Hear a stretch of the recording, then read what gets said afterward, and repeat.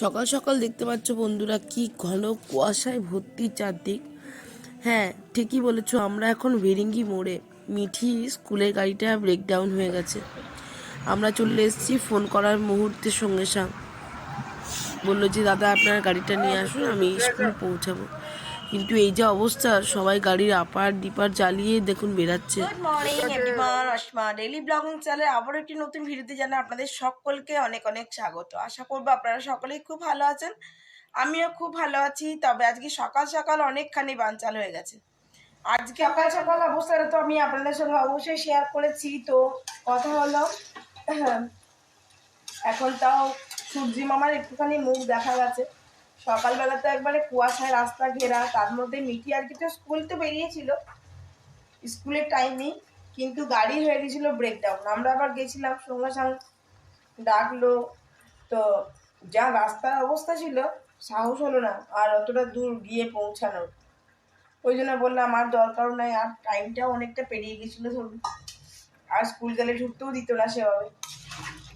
আবার সেই তর্ক কথাবার্তা কি দরকার, নিয়ে চলে এসেছি ঘর দিয়ে। এখন তো ধরুন 12টা বাজে। তো আমি আজকে বসিয়ে দিয়েছি খিচুড়ি, ঠান্ডা ঠান্ডা খিচুড়ি আজকে। এখন অল্প অল্প রোদ উঠেছে, আলোটা দেখে বুঝতে পারছেন আশা করি। আলোটা এখন সূর্যের আলোটা ভালোই উঠেছে। আর আমি আজকে গরম জল করে স্নান করে নিয়েছি, সকাল সকালে স্নানটা করেছি। ঘর ধোয়ার ঝেঁটিয়ে বাসন টাসন ধুয়ে আমি চান করে নিয়েছি।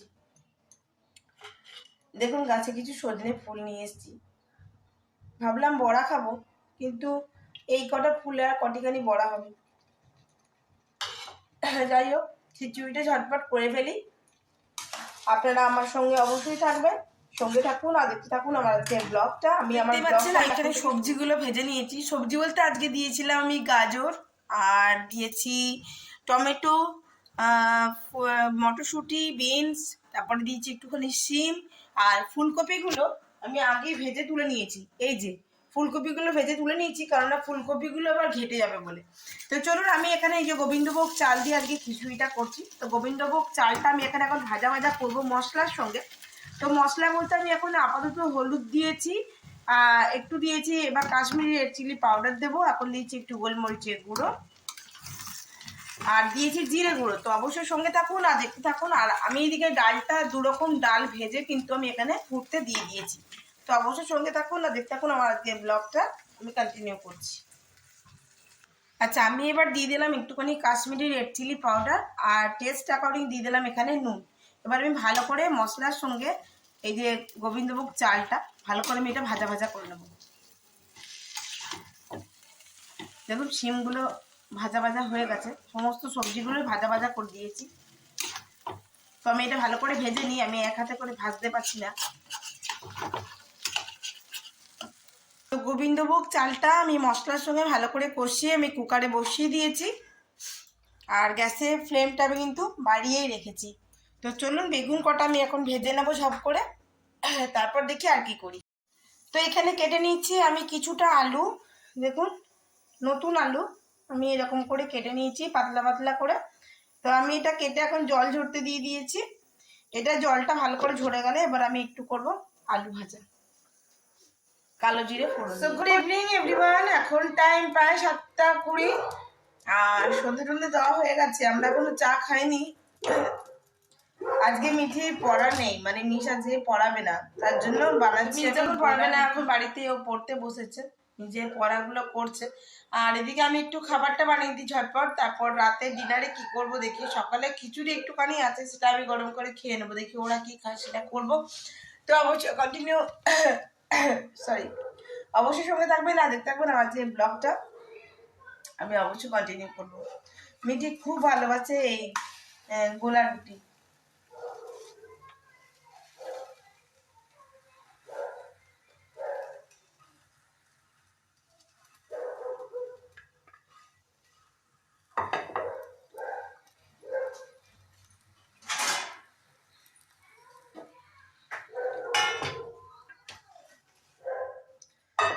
আর ননস্টিক প্যানটাতে খুব ঝটপট হয়েও যায়।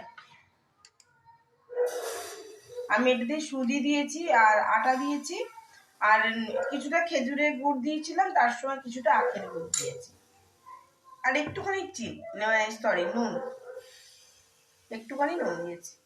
ব্যাস এই দিয়ে অনেকক্ষণ ফুলতে দিয়েছিলাম সুজিটা, তো সুজিটা ফুলে গেছে। তারপর আমি এটা বানিয়ে নেবো। এই যে দেখুন কিরকম হচ্ছে, একটু মোটা মোটা করে দেবো, তাহলে পেটটা ভরে থাকবে।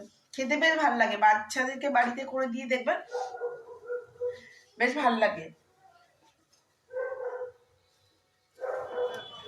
তো আমি চলে এসেছি একটুখানি রেখা কিচেনে। রেখাস কিচেনে মানে এখানে আমি একটু রুটি আর তরকা নেব। এসেছিলাম একটু বেনাচিতি বাজার, তো যাবার পথে একটুখানি রুটি তরকা ওদের জন্য নিয়ে নিলাম। আর এখানে খাবারের কোয়ালিটিটা বেশ ভালো আগে ছিল, তো মাঝখানে অনেকখানি খারাপ করে দিয়েছিল বলে আর আমি সেভাবে দিতাম না। তো এখন আবার দেখছি দেখাচ্ছে রান্না করছি, খালি ডিমটা ভাজছে আর কিছু করেননি, একটুখানি পেঁয়াজ কুচিয়ে। তরকাটা আমি দোকান থেকেই কিনে নিয়ে এসেছি, রুটি আর তরকা ডিম দিয়ে ফ্রাই করছে খালি। তারই কত মজলিস দেখুন একবার, ও ডিম তেলই দেয়নি, এদিকে ডিম ভাজছে। আমি আবার তেল মেল দিয়ে দেবো, এখন ডিমটা ভাজা চলছে। তো অবশ্যই সঙ্গে দেখুন আর দেখতে থাকুন। দেখুন তরকাটা ঢেলে দিল, তরকাটা হোটেল থেকে নিয়ে এসেছি আমি, রুটি আর তরকা।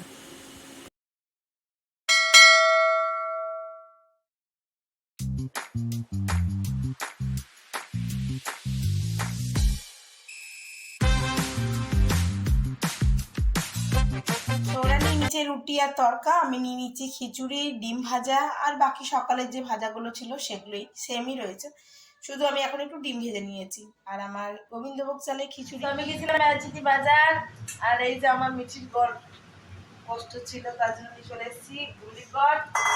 আর আজকের ব্লগটা এই আমার 3 সাঙ্গপাঙ্গকে নিয়ে আমার ব্লগটা আমি এখানে শেষ করছি। আর আমার ব্লগে কিছু ভালো লাগলে অবশ্যই লাইক কমেন্ট শেয়ার করে দেবেন। আর আমার এই পুষ্পগুলোকে কেমন লাগছে সেটা একটু কমেন্ট করে কমেন্ট বক্সে এসে বলবেন।